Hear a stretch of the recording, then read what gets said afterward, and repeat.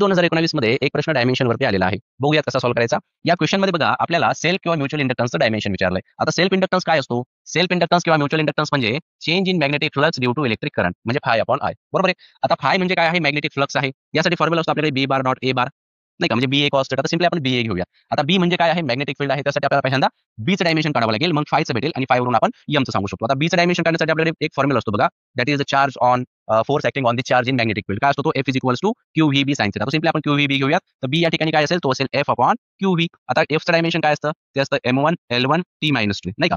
आणि चार्जचं डायमेन्शन काय आहे? करंट इंटू टाइम म्हणतो आपण, म्हणजे एम्पियर इंटू टाइम म्हणजे एटी. आणि व्हेलॉसिटीचं काय असतं? मीटर पर सेकंड म्हणजे LT मायनस 1.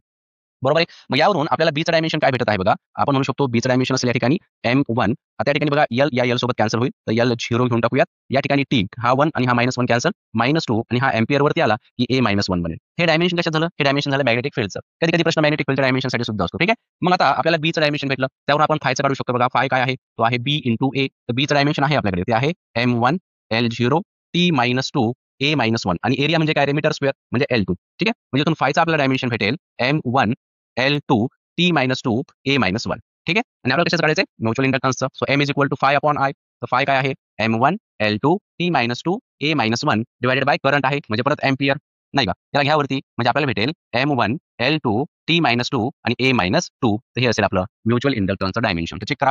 M1 इथे M1 आहे बघा, L2 त्यानंतर T -2 आणि I -2. I म्हणजे करंटला रिप्रेझेंट केलं. तर एम्पियर सुद्धा आपण घेऊ शकतो किंवा एच्या जागेवरती आय सुद्धा लिहू शकतो. जो ऑप्शन सी जे आहे ते करेक्ट आहे.